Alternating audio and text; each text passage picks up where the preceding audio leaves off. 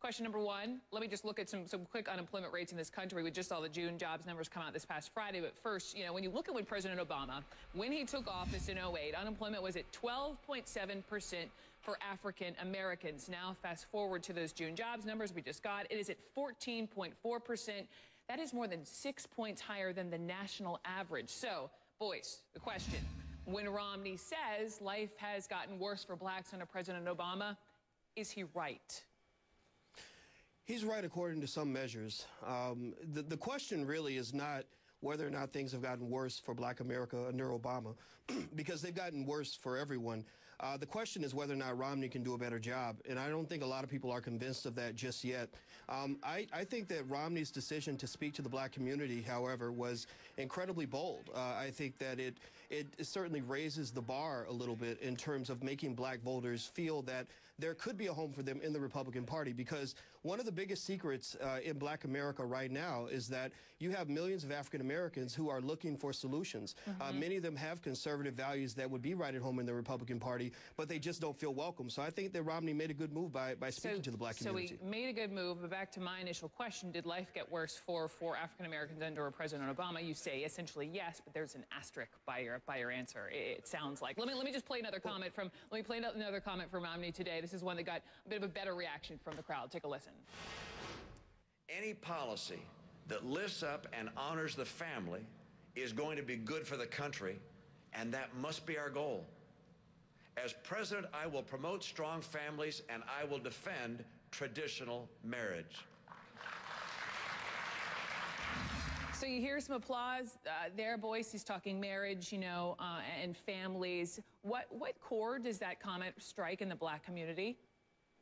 Well, African Americans are incredibly religious, and one of President Obama's strongest support groups are African American women, who are actually the most religious demographic in America. And so when you talk about gay marriage, you really can't walk into a room full of church-going black women and speak about gay marriage without getting some controversy there. So I think that you can win some votes out of that, but really the Republicans are going to have to try harder. It's going to require a consistent, determined effort to say, look, we respect you, we will listen to your agenda, because there are a lot of African Americans who feel that the Obama administration has not responded to the black agenda and taken the black vote for granted, but that doesn't mean they're going to run and vote for Mitt Romney. I think that would be a bad assumption as well. Well, so, okay, he could get some points for his stance on traditional marriage, perhaps. But, you know, look, everyone wants to talk about the economy. We just heard the soundbite where essentially, we've heard this before, Mitt Romney's running through his boilerplate 5 ways to fix the economy during the speech today.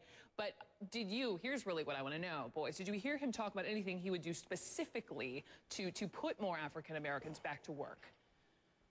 No, I really didn't. I heard him say that he would listen to the African American community, but I think specifics are certainly called for. I think that when you want to appeal to black voters, you have to express an interest and a concern for racial inequality, which a lot of people are concerned about.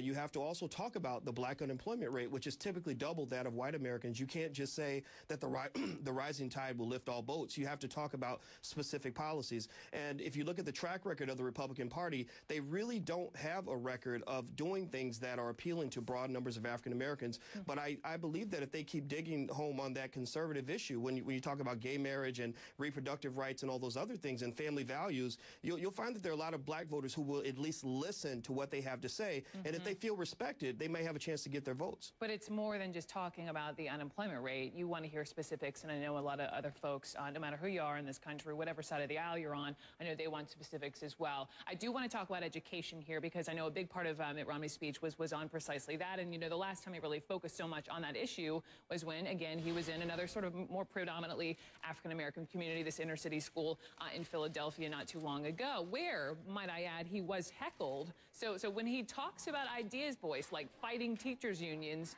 do you think he undercuts his own economic message to black voters by doing so?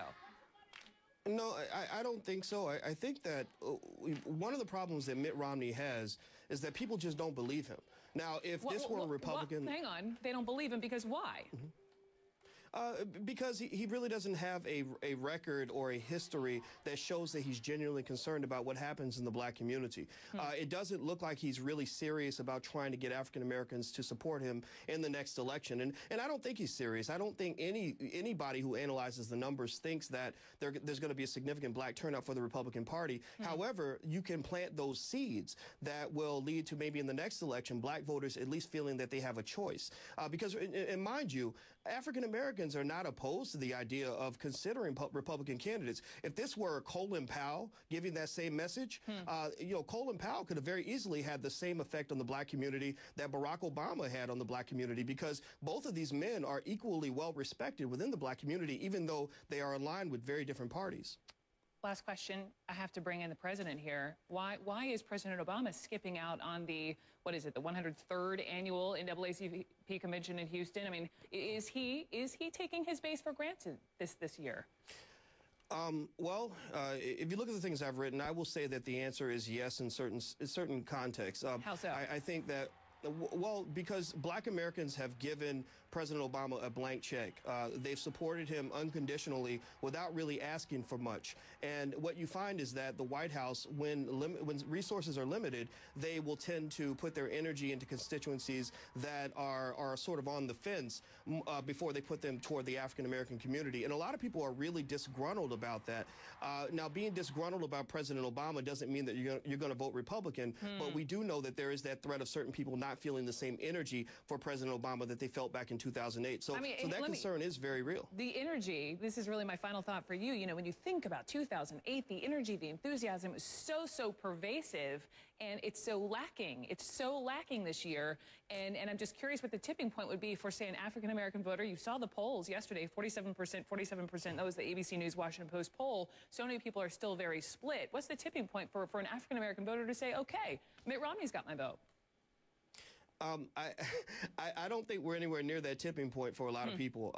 You know, being quite honest, I don't think that's going to happen. But I do think that what you have in the black community is you have a lot of political orphans. You have people that don't feel love or loyalty for either party. They feel that they're disrespected by both parties. And I think that the black vote is up for grabs maybe in the next election. I don't know about this one, but you're going to see some things change over the next 5 years. Orphans, that's an interesting word to use. Boyce Watkins, thank you so much from Syracuse University. Thank you. And just moments ago,